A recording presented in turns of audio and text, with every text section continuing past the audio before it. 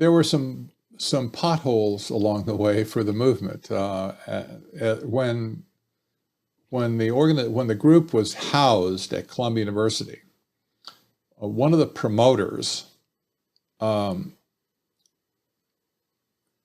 out to be a fraud, and he had misrepresented his education. He wasn't even an engineer.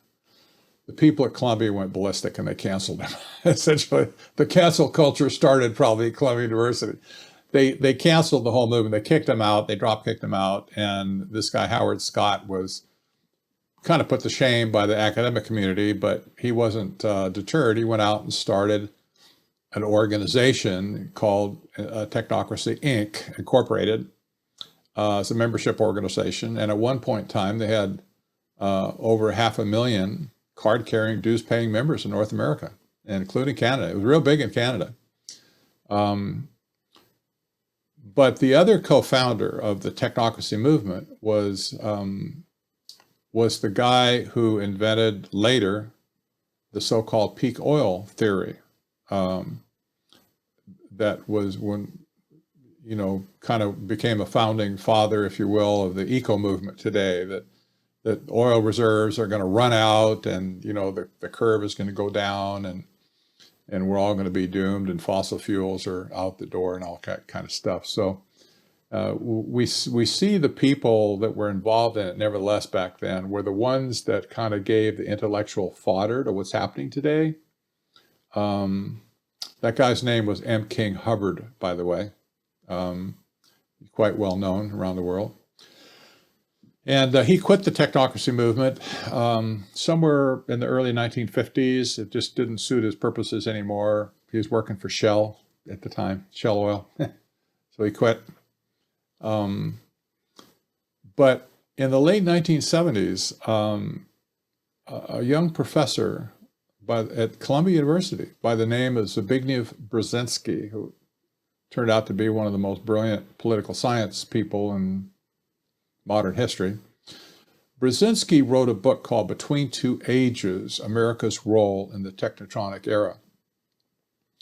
And it pictured 3 ages of time. It pictured the old age, which was like the pre-industrial age, and then there was the current age, which was quasi-Marxist and capitalistic.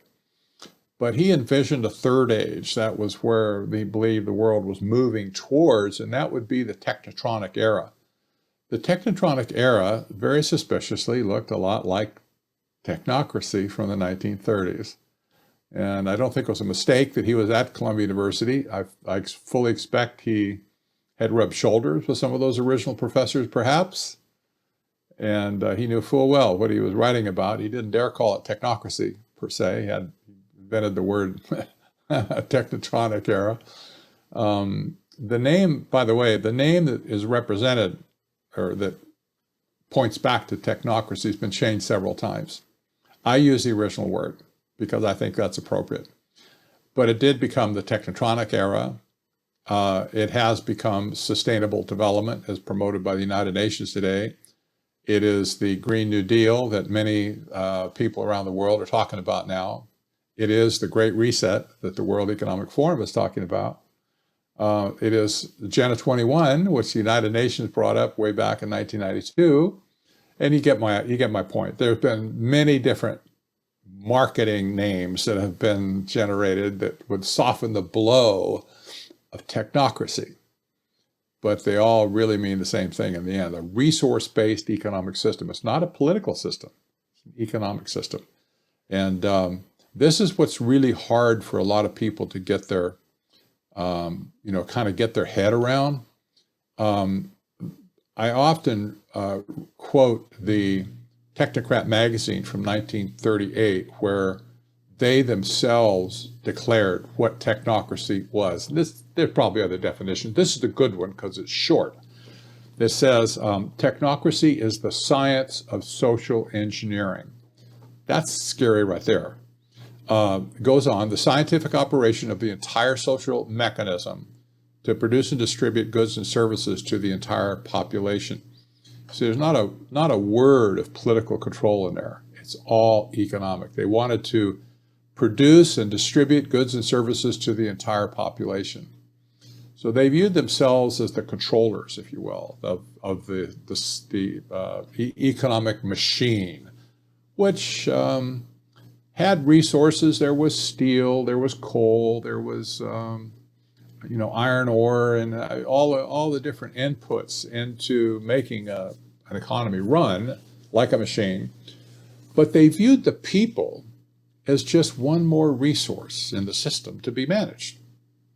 So there's no difference in their mind. People were just assets that needed to be engineered, that needed to be controlled and directed. And so this is the systems thinking. That's right. There's systems thinking, like like how do you control the whole system from outside the system, and everything in the system is just one more little piece of the puzzle. It's no elevation of people over anything else. They view people as just animals, just happenstance that we are better than the alligators swimming in the, in the swamp.